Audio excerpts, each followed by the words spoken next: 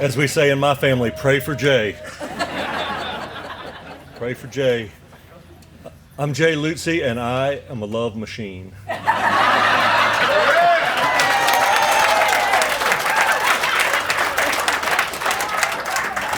And almost everything that I love is right here around me today.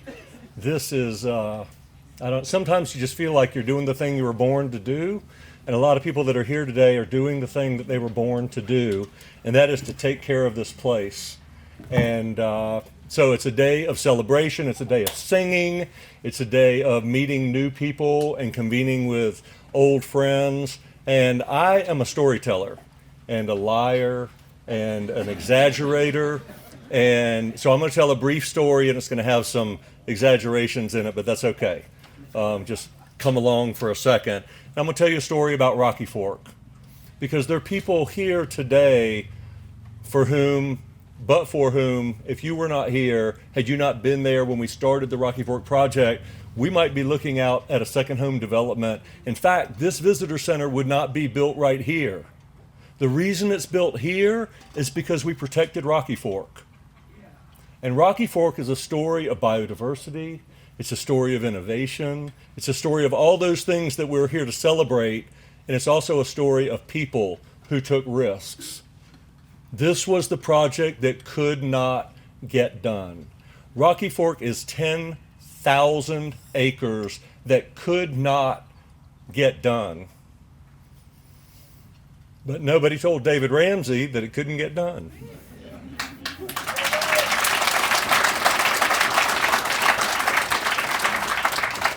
So much of the land trust movement starts with one crisis.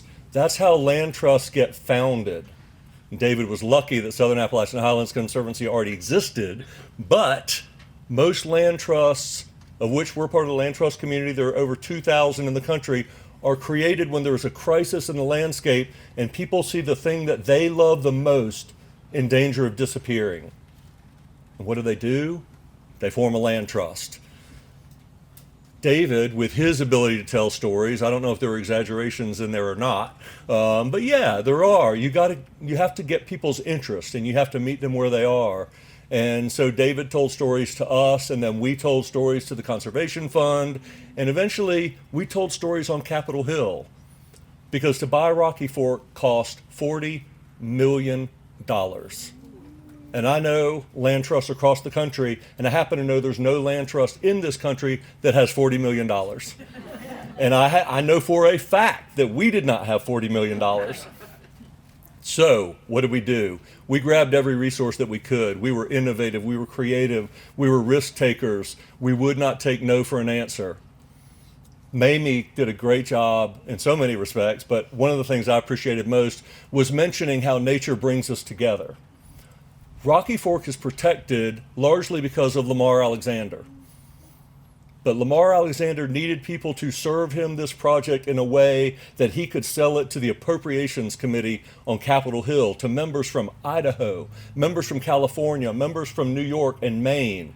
Everybody had to tell the story to the next decision maker, and the staff of Cherokee National Forest had to be willing to accept it and own it. Tennessee State Parks had to be willing to step up. TDEC had to be willing to step up and take responsibility for some of this land. And one of my favorite moments in the entire Rocky Fork saga, which lasted a decade, 7 years of that hard fundraising, we had Lamar Alexander on board, and this was the day of earmarks in the Congress. Some of you remember earmarks. And what you did was you went to Washington if you were working on a project like Rocky Fork, and you said, we have a need for $40 million. Would you submit an earmark request? And Lamar Alexander said, I sure will. Every cycle, I will submit an earmark request. And there was a local politician here who's no longer in office, so I can tell stories about him. There was a local politician here who said, that would be political suicide for me to support that project in public. Now, I support it privately, but I can't put my name on an earmark request. So what do you do as a liar and a storyteller and a lobbyist? You look for what you do have. We knew what we didn't have. We didn't have a local member of Congress that would put in an earmark request. Well, guess what? David Price, a congressman from North Carolina, representing the middle of the state, was born right here. And it's not easy for a member of Congress to submit an earmark request in another member's district.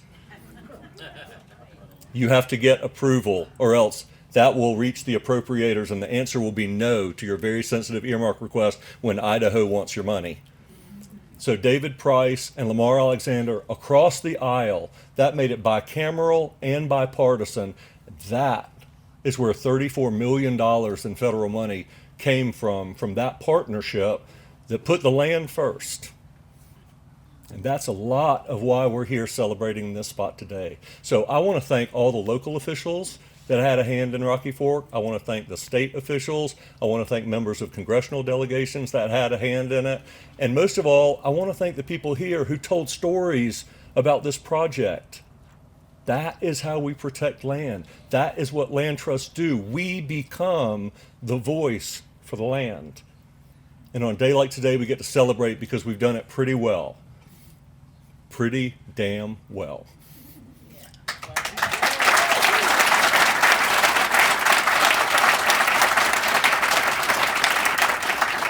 And I love the 16 miles of trout water on Rocky Fork.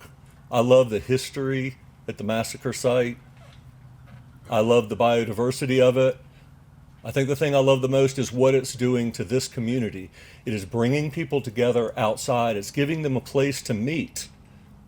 And it is reshaping lives. My other great love is words and language and writing. And so with this celebration, I really wanted to look for a way to combine the stories of the land with stories and storytellers.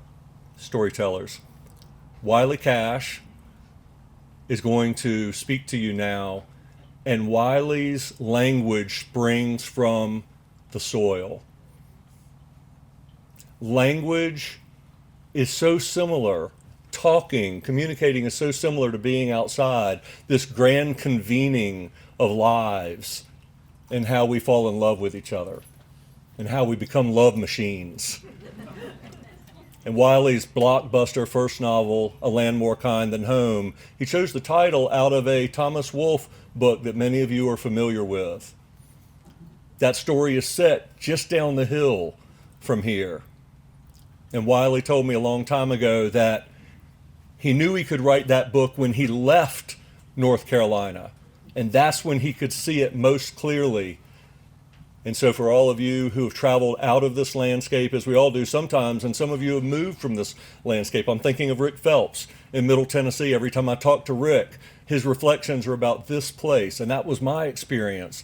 The one time I lived away from here, I wanted to come back as quick as I could. So Wiley Cash is a New York Times best-selling author of 4 novels. Read all 4.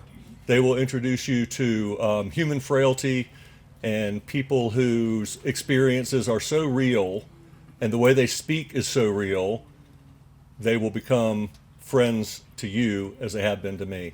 Wiley Cash.